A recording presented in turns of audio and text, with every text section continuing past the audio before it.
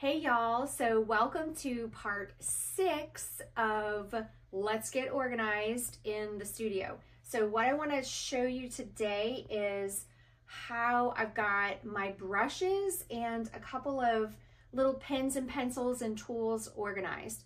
So what this little nook actually is it used to be a closet. So this you can see it's got like a door frame around it. So our kitchen is on the other side of this wall, and we really needed to cannibalize this closet to build out a pantry in the kitchen. So the contractor, I thought this was just going to be a solid wall. That's what I had originally told him. Then he had the brilliant idea to build shelves in this space for me.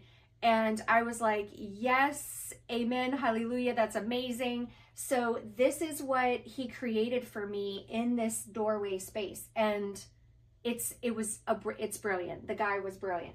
So I absolutely love this area because all of my brush storage used to be in one of those little rolling, 3-tiered rolling things, and they were all jammed together and I couldn't see what I had, and now they're spread out. So if you could possibly have some kind of storage where your brushes, where you just really can see, and I mean, we're artists, we're visual, we need to see what we have. We've got to, like, if it's not in front of our face, then we will forget.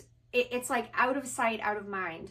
Or if things are too jumbled and clustered, then our vision, it's overwhelming. When you look and everything's all bunched together, our brains just don't even want to process that. It's like we just want to skip over and pretend like like that little area doesn't exist. So anything that you can do to kind of get things visually pleasing in your space will mentally help you. So I've got my brushes here, and I sort them according to their uses, and also kinds. So this up here, this is acrylic brushes.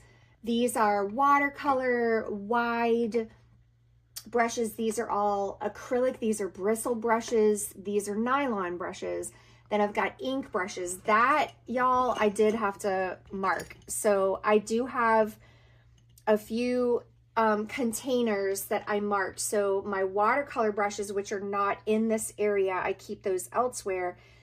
I have tape on it that says watercolor brushes only, because these are kind of, I use them on acrylic mostly, but they also get used on watercolor. But watercolor only, I don't want those touching anything other than watercolor. You can see I have other little things. This is like for stamping. This is my glue and kind of cruddy brushes, or brushes that I use on solvents or mediums or that kind of thing. And just specialty things. And then it kind of goes into like a fun zone of when kids and stuff come over. This is kind of their shelf to come to grab stuff and have fun with. And then tools, and then it goes down to glue. So this is just a great space. A lot of times I will tell you this area here gets cluttered with stuff.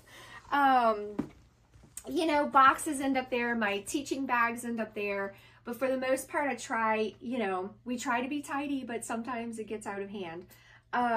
While we're in this zone, I will show you, in this area here, this is where I've just got, large cutting mats, small cutting mats. These are drawing boards. These are also boards that I use for, various things. And then I just store papers, large papers, what do you call this, mat board, all that kind of thing just sort of stands in this area because it's, I mean, what else are you going to put here? Nothing but stuff that just kind of hangs out. So I hope that this little brush nook has inspired you. Oh, the other thing I do, because I'm like super sentimental, when I glanced over, I saw this.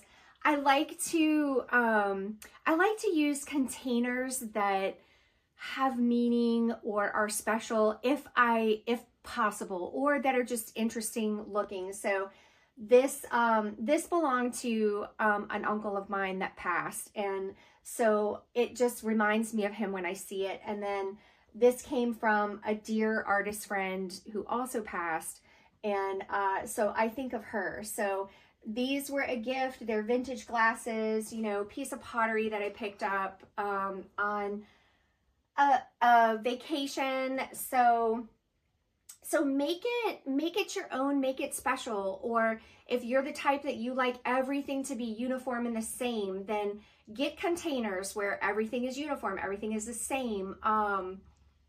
You make it visually pleasing for you. This is visually pleasing for me.